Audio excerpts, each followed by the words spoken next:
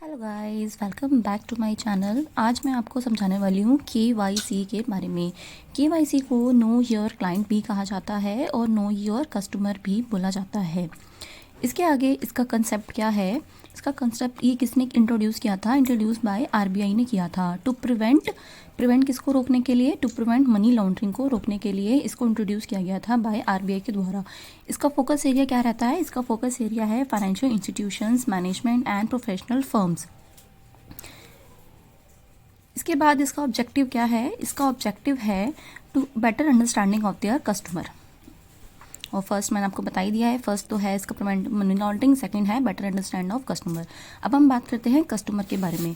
Customer का meaning क्या होता है? यहाँ पे कस्टमर का मीनिंग 5 पॉइंट्स में बताया गया है। फर्स्ट है ऐसा पर्सन जो कि इंगेज्ड है फाइनेंशियल ट्रांजेक्शन्स में, फाइनेंशियल एक्टिविटीज़ में। दूसरा है ऐसे डायरेक्टर जिनको डिन अलॉटेड है। तीसरा है यहाँ पे ऐसा पर्सन, कोई भी एंटिटी जो अकाउंट मेंटेन करता है और उसके बिजनेस रिलेशनशिप है विद बैंक के साथ में। ओके, नेक्स्ट पॉइंट में क्या है? नेक्स्ट पॉइंट वो है जो बेनिफिशियल ओनर हैं। फिफ्थ पॉइंट में क्या है? फिफ्थ पॉइंट क्या है? बेनिफिशियरीज ऑफ ट्रांजेक्शन्स, जिन ऐसी ट्रांजेक्शन जिनको फ़ायदा होता है वो है। 6 पर्सन कौन से हैं? ऐसी पर्सन और एंटिटी। उसके बाद है नेक्स्ट पॉइंट ऐसी पर्सन और एंटिटी जो कि कनेक्टेड हैं फाइनेंशियल ट्रांजेक्शन के साथ में।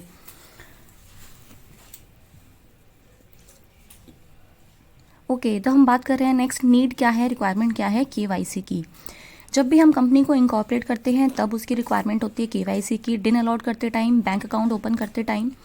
उसके बाद है दूसरा डिपॉजिट करते टाइम कैश को या फिर विड्रॉ करते टाइम कैश को। गोल्ड सिल्वर परचेज करते टाइम या कोई प्रॉपर्टी परचेज कर रहे हैं उस टाइम हमें KYC की नीड है। जब एम्प्लॉयमेंट फ़ंड और PF फंड हम लेते हैं तब उस टाइम हमें KYC की नीड है। जब लॉकर ओपन करवाते हैं, लॉकर फैसिलिटी लेते हैं तब हमें KYC की नीड होती है, या फिर इंश्योरेंस पॉलिसी लेते टाइम और लोन लेते टाइम एट्सेट्रा। अब हम बात करते हैं टाइप्स ऑफ KYC। KYC कितने टाइप की होती है? फर्स्ट ऑफ ऑल होती है eKYC, CKYC और फिजिकली भी होती है। सबसे पहले हम बात करेंगे मीनिंग ऑफ KYC। सबसे पहले हमें पता होना चाहिए कि KYC होता क्या है। KYC एक प्रोसेस होता है जो कि इंफॉर्मेशन लेता है किसकी? कस्टमर की, आइडेंटिटी उसकी और उसकी एड्रेस। बैंक क्या करता है? कस्टमर से इंफॉर्मेशन लेता है। बैंक को अप टू डेट रखना होता है जो कि RBI ने रेगुलेट किया होता है। बैंक को डेली पे अपटूडेशन करनी होती है कस्टमर की। मान लो अगर एग्जाम में क्वेश्चन आ जाता है, शॉर्ट नोट लिखिए CKYC पर, तो CKYC का सबसे पहले मतलब होता है सेंट्रल KYC। सेंट्रल KYC हमें क्या देता है? यूनिफॉर्मिटी देता है और इंटर यूजेबिलिटी देता है, मतलब आपको बार बार KYC कराने की ज़रूरत नहीं है। विदाउट आस्किंग कस्टमर क्या करता है? प्रोवाइड करता है। विदाउट आस्किंग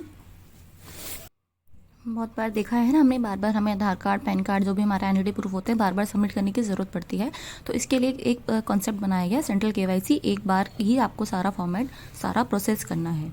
तो ये क्या करता है? विदाउट आस्किंग कस्टमर प्रोवाइड करता है मल्टीपल KYC अंडरटेकिंग में, जैसे बैंक में मूवल प्रॉपर्टी और ब्रोकरेज के टाइम पर। जैसा कि मैंने आपको अभी लिख के बताया है, इसमें बार बार KYC कराने की ज़रूरत नहीं पड़ती है।